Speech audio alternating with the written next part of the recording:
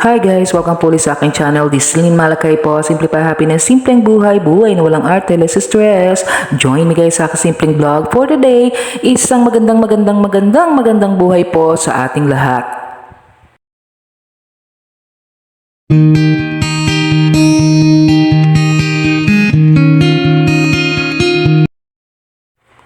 So ayan guys, good morning po sa ating lahat. So, papasok po ako sa aking work. So, 3:30 a.m. gising na po tayo.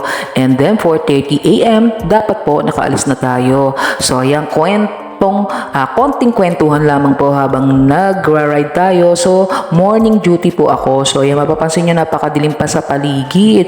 So ayan, pag po ba may work, ayan, expected na maraming pera. So yun, alam nyo guys, minsan expectation sa atin kapag working, maraming pera. So hindi nila alam yan, yung ganyan sakripisyong ginagawa natin. Gigising tayo ng maaga, hindi pagdating doon, minsan mabigat yung trabaho.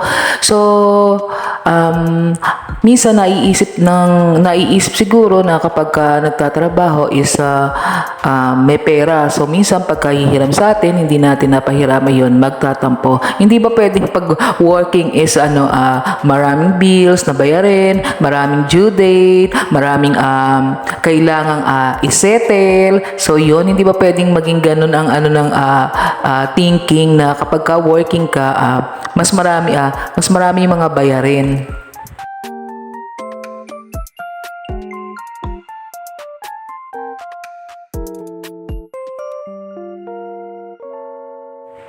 So yan, napaka-thankful ko guys kasi mayroon ng bus na diretso sa amin hanggang doon sa aking trabaho. So yan, alam mo yung sinusuong kong baha, ulan, bagyo para makapasok lang sa trabaho. So real talk lang naman po tayo. So parang ganun kasi pagka ang nagwo-work ka, ang expectation sa iyo, marami kang ipon, marami kang pera, may extra kang pera. So, bihira lang siguro yung nag-iisip na kapag itong taong to working, marami itong mga due date, marami itong tuition fee na binabayaran, marami itong mga gastusin sa buhay. So, parang kasing, lalo na siguro yung mga OFW. So, ayan guys, may nagbaon ako guys, para isa yan sa week ko para makatipid. Pero healthy yung food natin baon. So, lalo na siguro yung mga OFW na working, so, expectation talaga ng tao is talaga, yun, marami silang pera. Yun, hindi nila alam yung sacrifice na ginagawa naman dun sa abroad at yung mga umaasa nga doon sa mga working sa abroad. So para kasing ganun ang nangyayari pag working ka is ang thinking is marami kang pera.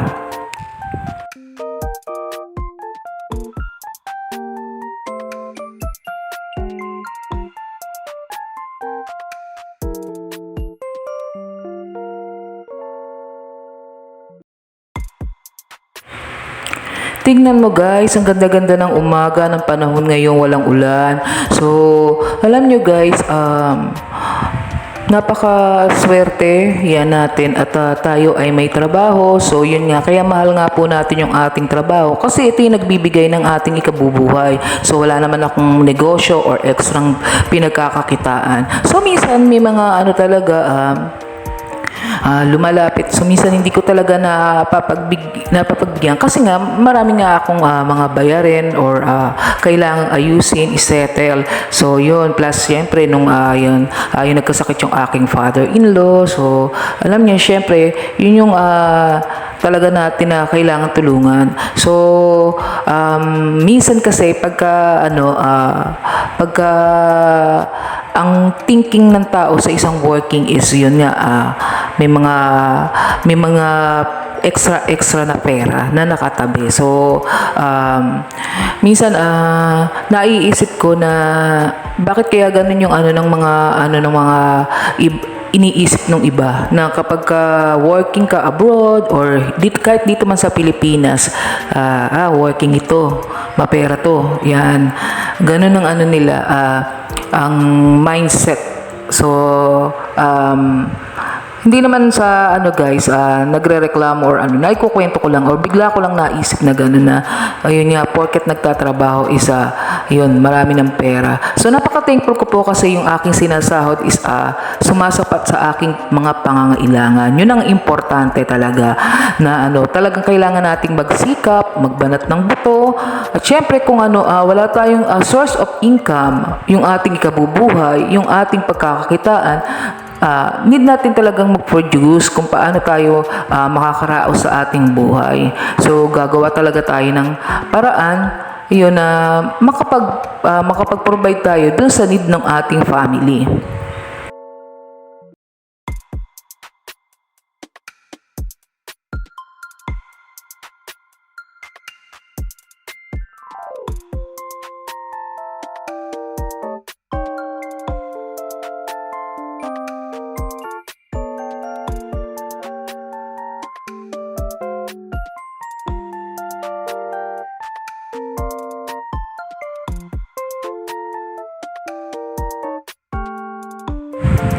So sabi nga ng isang spiritual leader na ano na narinig ko na sinabi niya na ang blessing ay ipinagkakaloob or inihahagi sa iyo ni Lord yan. So hindi natin aabangan na yan na nganganga na lang tayo.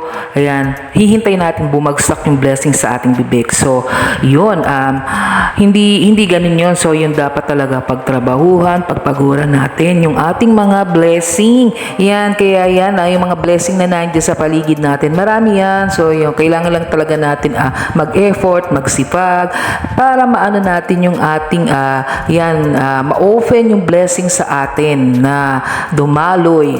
Yun ang pagpapala sa atin. Kailangan lang natin mag-double sipag. So, sa hirap talaga ng buhay ngayon.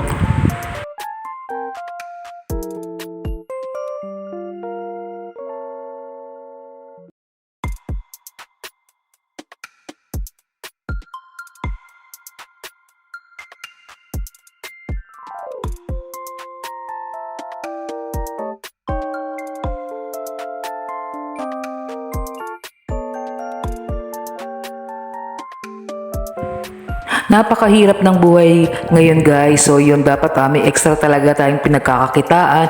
So hindi porket working yung isang tao is yun mapera siya. So hindi ganun yun guys. So alam nyo, maraming maraming mga syempre hindi naman niya iaano pa sa inyo kung ano yung mga bayarin niya or ano yung mga pangangailangan niya. So yun minsan na iniisip natin pag itong taong ito is working, maganda ang posisyon, yun mapera na. So minsan ganun ang thinking or yun nga yung towards dun sa tao na working. So syempre maraming mga dapat isaalang-alang or marami ding mga pangangailangan yung mga working, lalo na yung mga nasa abroad. So yun, minsan yun nga, sabi nga nila bigla na lang may nagpapa-message, may nagpaparamdam. So yun nga, minsan pag hindi napapagbigyan or napapag-anuhan natin, yun nga, minsan nagiging ugat yun ng tampuhan. So sana na lang, intindihin na lang na yung mga tao na working is minsan mas malaki pa nga yung need nila o need namin yun para ma-provide yung pangangailangan ng pamilya. So yan, alam niyo yung talagang si Lord talaga yung talaga nagpo-provide ng ating mga pangangailangan, but syempre, kailangan natin talaga na magsipag at magbanat ng buto. So, yun, para sa pangangailangan ng ating pamilya.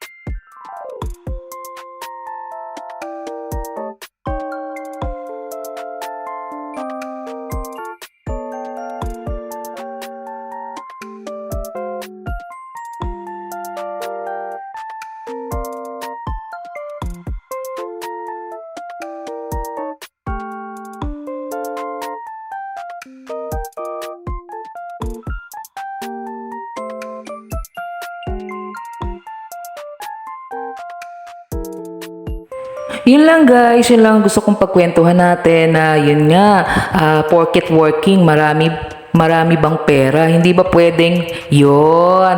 Alam niyo guys, yun, basta stay happy lang, good morning, and God bless everyone. So ang ganda ng umaga, salubungin natin ang umagang ito na napakaganda guys. Thank you for watching.